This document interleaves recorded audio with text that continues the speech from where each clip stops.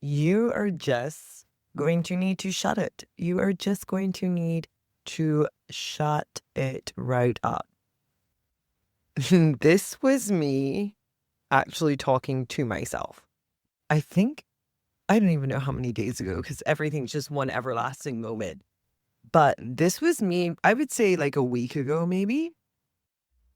My mind was just having a field effing day. And I was like, we are not playing that game. So originally, I went through two phases and stick around because I'm going to give you two super simple exercises that truly just changed the game for me. But I went through these phases where even when I would do my 9-minute method to miracles in the morning, the first thing is like disconnect from the noise. But what I found is when I came out of that ritual throughout the day, I'm like, what is going on with my mind? There are so many thoughts happening at the same time. And I'm like, are all of these thoughts actually serving me, or do they just need to take a seat and shut it? Welcome to I Am Divine AF.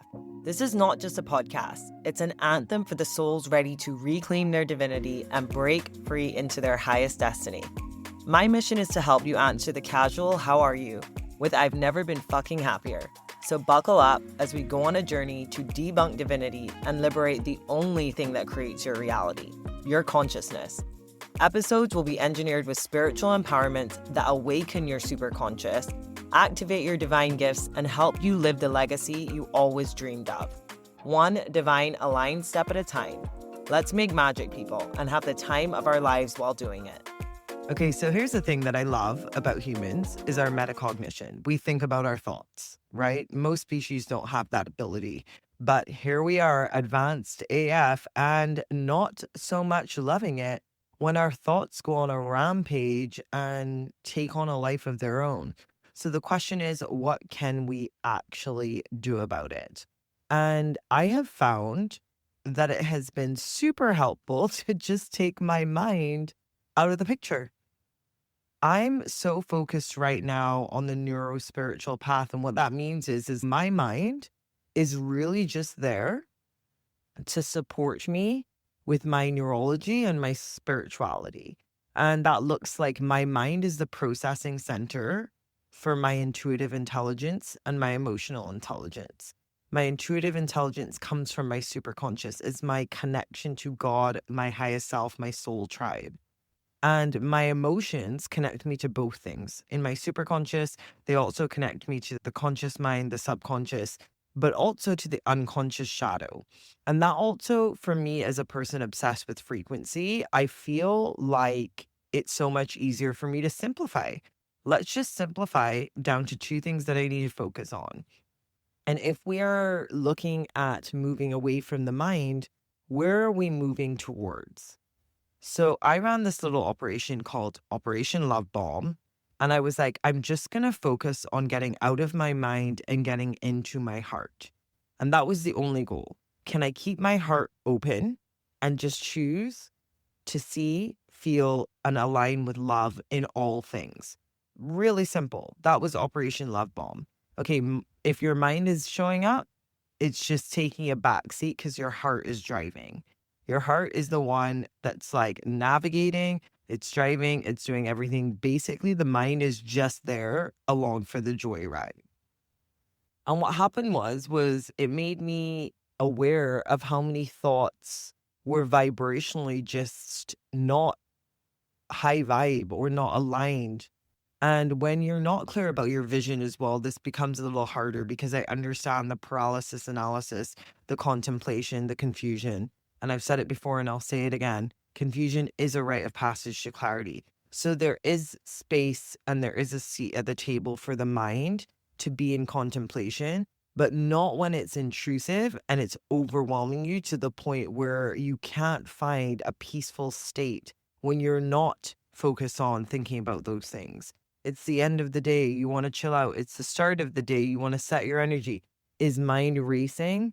Is it trying to juggle too many things? Is it disrupting your focus, your presence? your ability to be guided by the Creator and into flow and service of things that you're actually intending to work on? Are you in alignment? And is that alignment driving your behavior?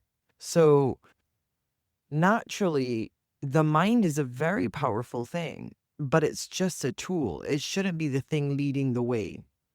And so when you let God lead, the heart leads the way. The heart is the center through which God speaks. And obviously the gut as well. The gut is a brain of its own.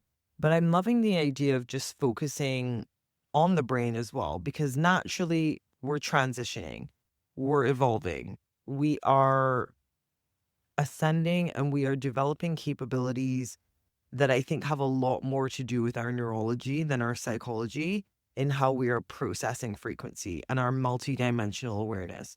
So when I say I'm focused on Operation Love Bomb, I'm also focused on allowing my brain to support my neurology, to support my mind and its psychology. And when I focus on love internally and externally and physically and somatically, what's happening is I'm aligning with pleasure. I'm aligning with oxytocin. I'm aligning with feel good neurotransmitters and hormones that anchor me back into breath, body, divinity, ease, peace, calmness. I'm like, yes, more of that, please. And we know it by the feeling of it. So Operation Love Bomb was a big one because that was like, let's start by getting into the heart. Now, we can't live a life without our mind. So enter phase 2, Operation Salvation. And what I did was, after just cutting the thoughts out completely to get back into my heart, I was able to then also reintroduce my mind from Operation Salvation. And the only rules were no complaints and see everything as a miracle. Like, see everything as like a miracle from God. Okay, cool. So we're in our heart, we're in self-love, we're in love from the world, and that's great. But as we intellectualize information, as we strategize and move into tactic as productive humans, we want to make sure that when we're in the heart, we're moving from progressive flow, not performative force. And this is a big difference for me with nervous system regulation versus safety system resonance. Feel the difference? So Operation Salvation was like, I'm just going to save myself from the mayhem of the mind and just not complain about everything. So one, that already sets me on a path of like divinity, because your words create worlds. And when you stop the negativity and the articulation of that vibration that is language, you're already 90% of the way there. It's also where a lot of the darkness magnetizes when we allow our mind to take us on journeys into the shadow, into the space, but we're not anchored in the heart.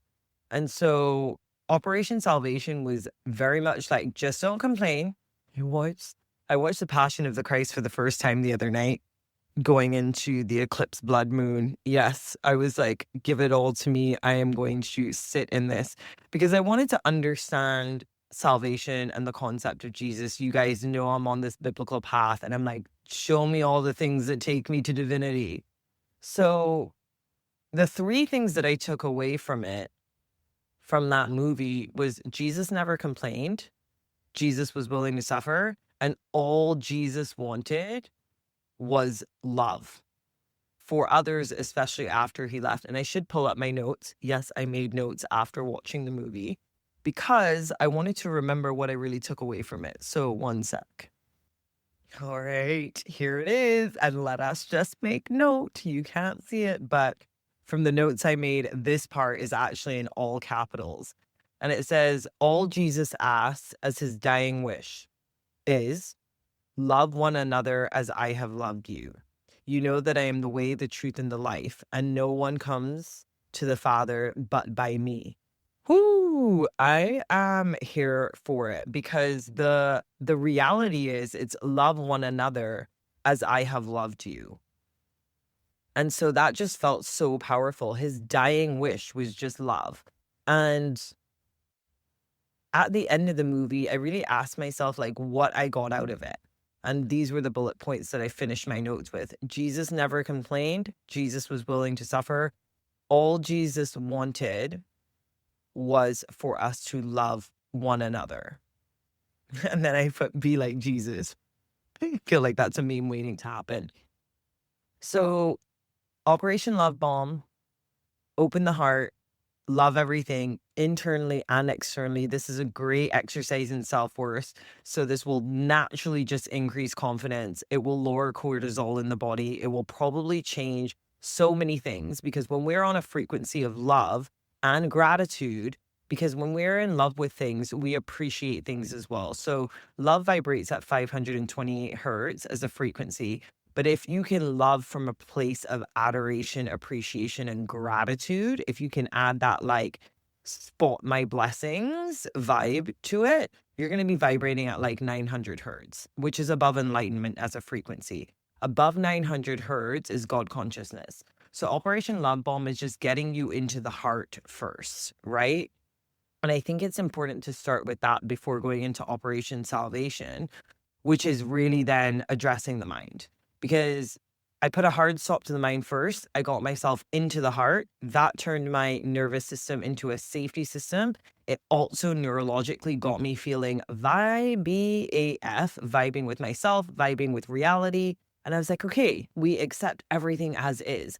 And then reintroducing the mind, I was like, we are putting some hard stops and protocols in place, i.e., we are not going to complain.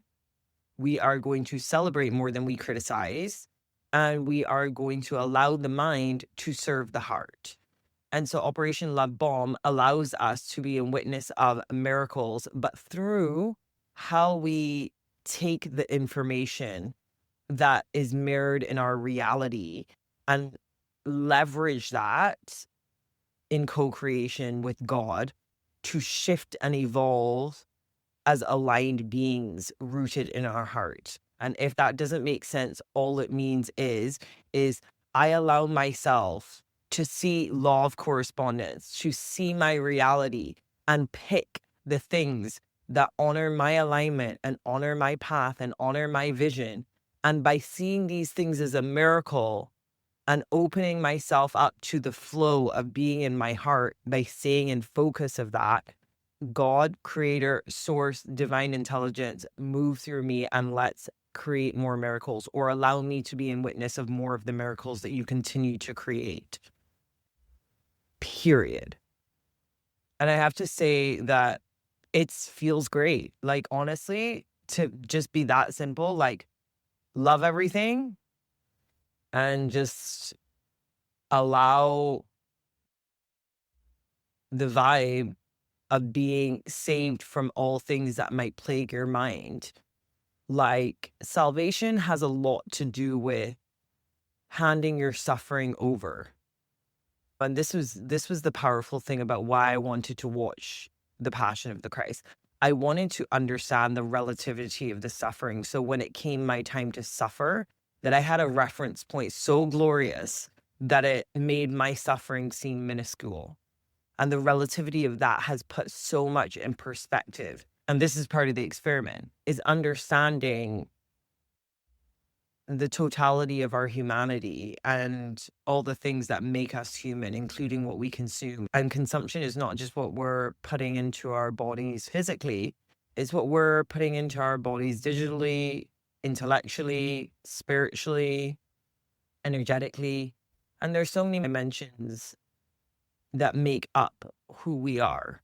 And so if we can have a couple of tools in the toolkit that simplify the sometimes overwhelmingly complex noise of being human in a world that just is like information overload, it has helped me so much. So love one another and find faith in knowing that you can hand your suffering over.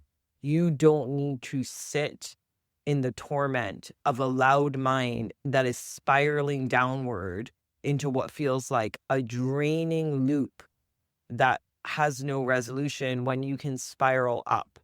Like the King of all Kings understood. He suffered for us so that we could go, I don't want to carry this. Can you help me with this? Because it's not my will, but his be done, right? It's so powerful when you hand over the reins, and this is a whole Jesus take the wheel movement. And I can't believe I took so long to understand why people preach, because I'm about to be given testimony in the next couple of months, because what I'm witnessing, feeling, experiencing, and being humbled by is extraordinary beyond any other thing in my life that I have learned, tried, embodied. So more to come on that. But just know that if you anchor in the heart, love everything, allow no complaints in the mind, but treat everything as miracles, like your mind will become a miracle and your reality will become a place that you love. So if you only take that away today, hopefully that helps you. This was just a little quick one because I felt like I needed to share how much that has been helping me. And I'm about to go into a very, very focused place to hold space for the divine to work through me. So if you don't see me publishing anything in the next 2 weeks, you know why. But let me tell you, there will be some gold coming from what I'm about to embark on. And I can't wait to share more. As always, love, light, stay divine. I hope you've got a smile on your face. And if your mind's coming at you, just tell it to shut it, take the back seat, and let Jesus take the wheel. All right, talk soon, guys. Have a great one.